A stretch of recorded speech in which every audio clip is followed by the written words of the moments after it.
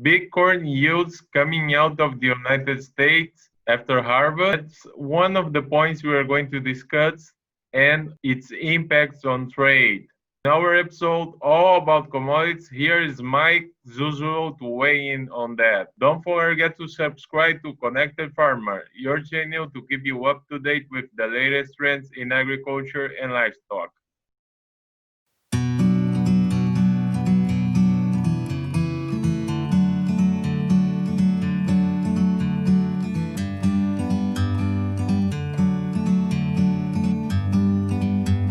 Mike, how are you today? Doing well, Luis. I wish the prices were better than they are, but other than that, doing fine. How are you doing? I'm doing great. Do you think the corn prices can get close to $9 a bushel? Maybe in Russian rubles. So it I think, seems the yields are improving, and we are going to have to look into the August weather. yeah, I had just gotten done doing a commodity program with the head of commodities from StoneX, Arlen Suderman, and I've known Arlen a long time. And I think very much and very highly of his firm, and their estimates are very useful to the trade. But for me, I just can't get behind at this stage a yield that's over 180 bushels.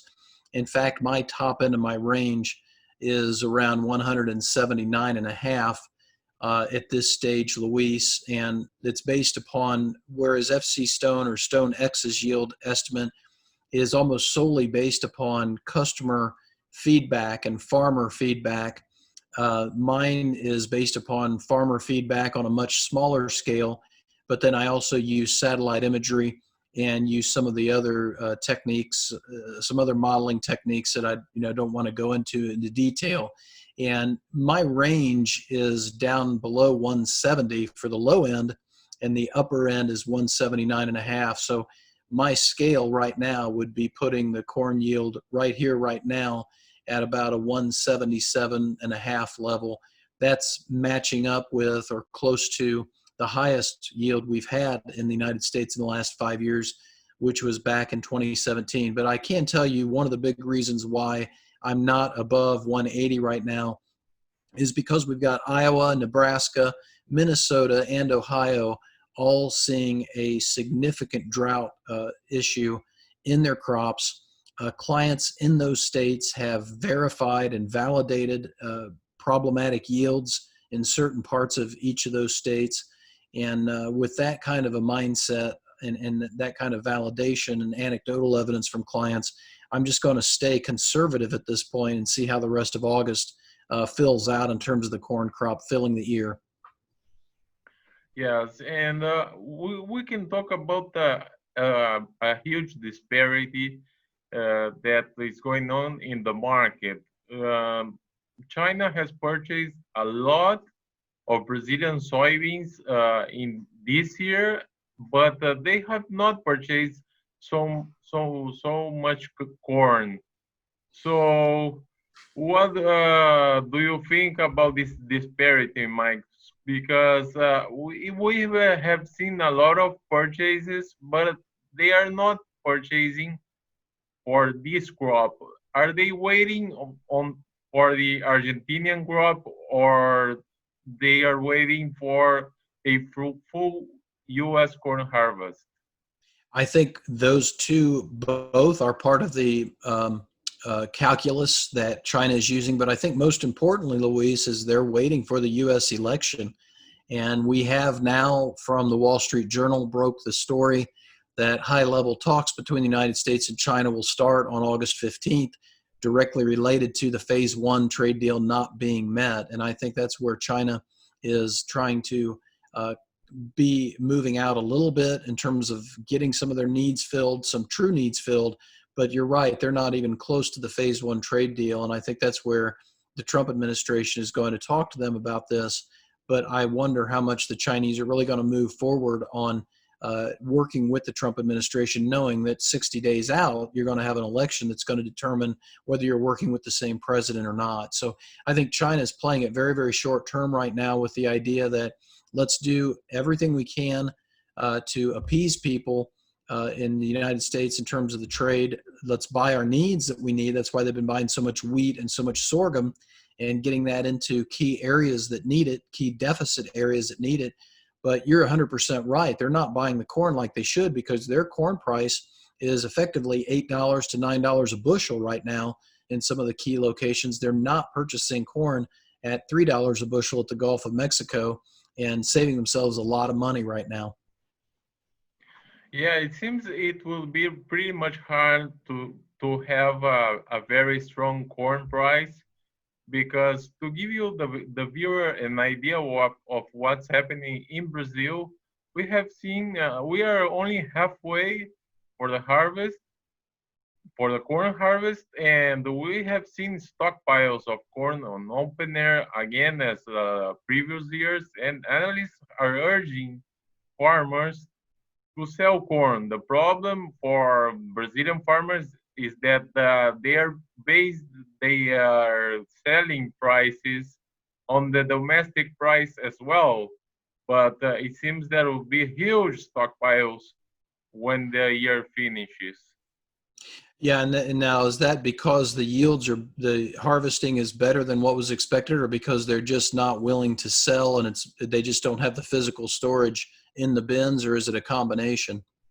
It's a combination of a good domestic price and lack of infrastructure. Yeah, and see, this is where it goes back to how this year is shaping up for me. You know, we had talked about the wheat making a harvest low, a demand low the last time we spoke.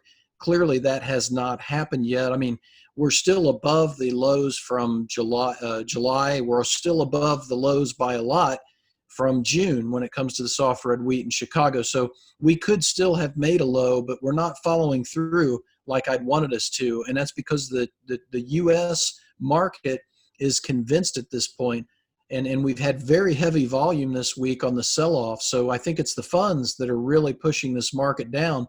But I think they're convinced that the Northern Hemisphere wheat and the Northern Hemisphere corn supplies are growing substantially.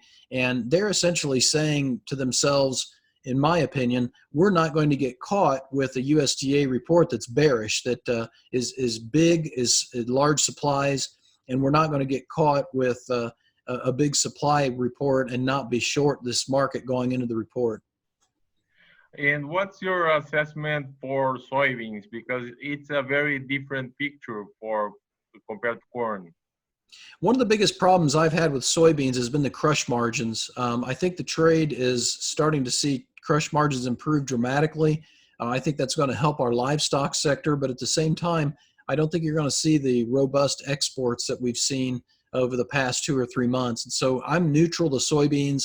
I feel as though we've hit a price level that encourages demand, encourages the crush. But if the wheat and the corn want to go lower, as we've seen already, I think the beans will willingly follow. I think one of the things that we've been accurate about when we've talked, Luis, is when some of the trade analysts were getting very friendly, the soybean prices, I was of the view that you could not really get soybeans to go much higher with that corn and wheat supporting that because of the spread trade. And I think that's been accurate. And so I think we're still kind of in that situation where if we want to low in this market and we want higher soybean prices, we need to start hoping the wheat market makes higher highs. And what about the macroeconomic data? We are recording this prior to the U.S. jobs report, but we got confusing estimates about this jobs report, and President Trump has anticipated that millions of jobs would be created. But what do you think that is happening in the current time? Yeah, I think you're having to contend with that issue along with not getting this next fiscal stimulus bill. And so when I see the equities markets making their rally to the upside and getting close to their old highs, and I see the gold market getting above $2,000 an ounce, and some of the big banks are now talking about $3,000, maybe even $4,000 an ounce for gold prices, I have to wonder, is this because gold is a safe haven? and they're worried about the vaccine, and they're worried about the fiscal stimulus bill not coming through, what would generate a buyer in both equities and gold? It doesn't make sense to me. So I think one of those longs is going to be incorrect, is going to be caught on the wrong side of the market. And if I had to guess, it would probably be the equities market that would have to give way to the downside, especially if we don't get that fiscal stimulus bill. So the dollar has been going sharply lower. That's helped fuel the gold. The crude oil's been going higher. That's been helping to fuel the gold.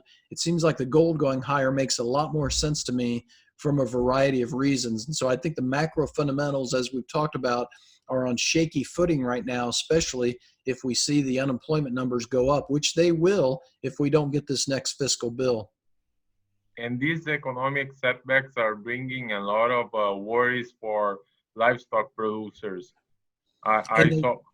Yeah, go ahead. I read that many sheep producers are asking for more help from the U.S. government. Yeah, and they should be nervous. I think this is where starting last week, I started to lock in corn feed needs at these price levels for livestock feeders, and I started to hedge and put floors underneath my clients on the feeder cattle. And I'm very eager to do the balance of my feeder cattle and get started on the fat cattle. We did trade $100 up here on very strong demand this week on Wednesday. And in the main cattle country of Texas, Oklahoma, and Kansas, all three states had very good volume at $100. So we are getting current again, Luis. That's nice to see. But I think this is the best. You're in a football, using a football term, we're kind of in the red zone, I think, for getting the livestock hedged here in case we do have a disappointing macroeconomic situation as we go into the end of the third quarter and first of the fourth quarter. Yes, and the S&P 500 has indicated that I think we have passed the worst. Yeah, and this is where I think they're front running it a little bit. It's almost like the S&P and the corn are on the opposite poles or the opposite extremes of prices. We've priced in a massive crop in the corn here in the United States, and yet it's still mid-August, and we've got 80% of some of the key states in drought right now. Iowa's at 79% drought. Ohio is at 79% drought. I had a client in Indiana, which is supposed to be a very good state this year, send me pictures of non-irrigated corn that probably won't make 100 bushels to an acre. And I've got clients in Illinois, in pretty large areas of Illinois, that are suggesting that they will not have record yields. So these big yields in corn are pushing prices down to where we're only a few cents from where we were when the COVID was at its worst. So I think the corn's got an extreme to the downside, and I think the equities market is pricing in too much excitement and assuming that vaccine's going to come and that we're going to get out of this just right barely in the nick of time.